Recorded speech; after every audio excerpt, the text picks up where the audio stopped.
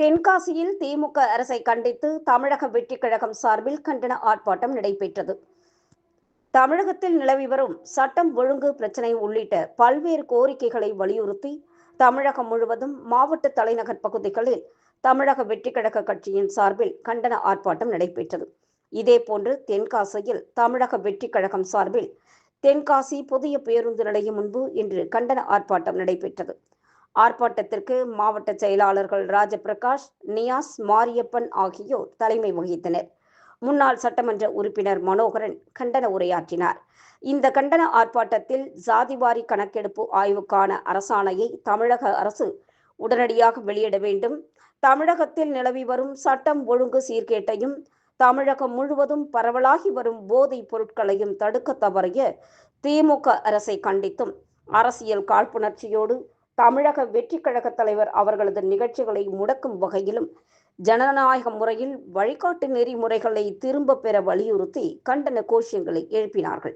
இந்த கண்டன ஆர்ப்பாட்டத்தில் தென்காசி மாவட்டத்தின் பல்வேறு பகுதியில் இருந்து 500க்கும் மேற்பட்டோர் கலந்து கொண்டனர். எழுச்சியுரை முதலில் அக்கா வாசுதேவி அவர்கள், மாவட்ட மருத்துவரணி.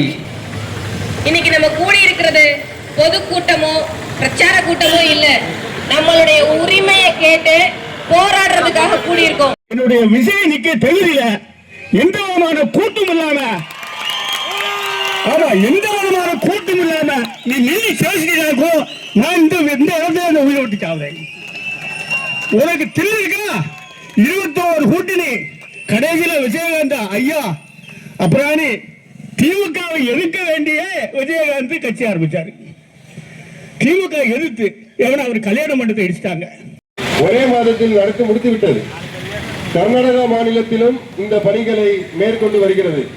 இது ஒன்றிய அரசு எடுப்பதாக சொன்ன அறிவிப்புக்கு பிறகு அவரவர் மாநில புள்ளி விவரங்களை உறுதிப்படுத்த செய்து கொண்டிருக்கும் நடவடிக்கையாகும். ஆனால் இங்கே தமிழக அரசு அதற்கான முன்னெடுப்புகளை மேற்கொள்ளவில்லை. இது வெறும் நிர்வாக குறைபாடுகளை. எங்கு பார்த்தாலும் கஞ்சா, எங்கு பார்த்தாலும் மது, எங்கே பார்த்தாலும் கொலை, எங்கு பார்த்தாலும் கொள்ளை, எங்கு பார்த்தாலும் வழிப்பறி, எங்கு பார்த்தாலும் திருட்டு. மக்கள் சாதாரணமாக நடமாடக்கூட முடியாத சூழ்நிலை இன்றைக்கு தமிழகத்திலே தொடர்ந்து நடைபெற்றுக் கொண்டிருக்கிறது. இது காவல்துறை கைகட்டி வேடிக்கை பார்த்து கொண்டிருக்கிறது. தமிழகத்தில் இருக்கக்கூடிய காவல்துறை கடந்த 5 ஆண்டு 10 ஆண்டுகளுக்கு முன்பு எப்படி சிறப்பாக செயல்பட்டீர்கள் என்பது இந்த நாட்டுக்கே தெரியும். இந்தியாவில் இருக்கக்கூடிய காவல்துறையில் குறிப்பாக தமிழகத்தில் இருக்கக்கூடிய காவல்துறை எவ்வளவு மிடுக்கானவர்கள், எவ்வளவு நேர்மையானவர்கள், எவ்வளவு கண்டிப்பானவர்கள் என்பது இந்த நாட்டுக்கே அறிந்த விஷயம். இன்றைக்கு தமிழகத்தில் இருக்கக்கூடிய காவல்துறையாக இருக்கிறதா கேட்டால் இல்லை. உங்களுடைய செயல்பாடுகளை எல்லாம் தடுத்து நிறுத்தி கைகட்டி வேடிக்கை பார்க்க சொன்னது யார்? நிறைய பேருக்கு புரியல. நான் இன்னைக்கு வர்றப்ப காலையில ஒரு அம்மா என்கிட்ட கேட்டாங்க, தமிழக வெற்றிக் கழகம் தான் ஜாதியே பார்க்க மாட்டீங்களே, நீங்க எதுக்கு ஜாதி வாரி கணக்கெடுப்பு எடுக்க சொல்றீங்க அப்படின்னு. முக்கியமான வருஷமா 5.5 கோடி இருந்தது.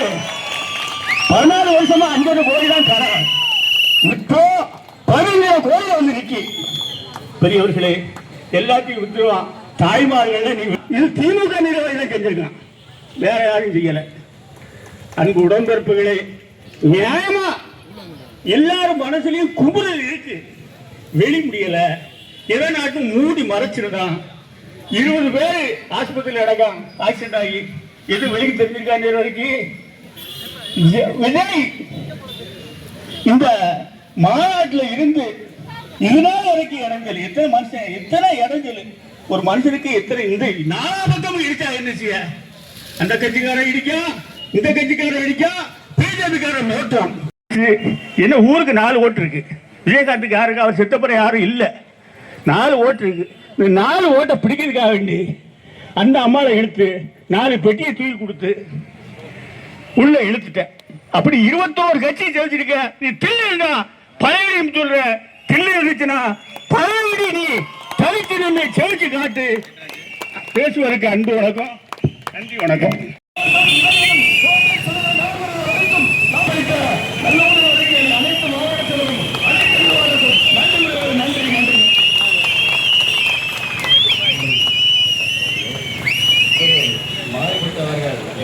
கூட்டத்துக்கு பாத்தீங்கன்னா திராவிட முன்னேற்ற கழகம் 4 லட்சம் பேரை கூட்டுறாங்களா?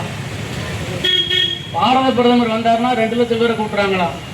இதுக்கெல்லாம் பொதுக்கூட்டம் நடத்துறதுக்கு எந்த விதமான நிபந்தனைகளோ கட்டுப்பாடுகளோ கிடையாது.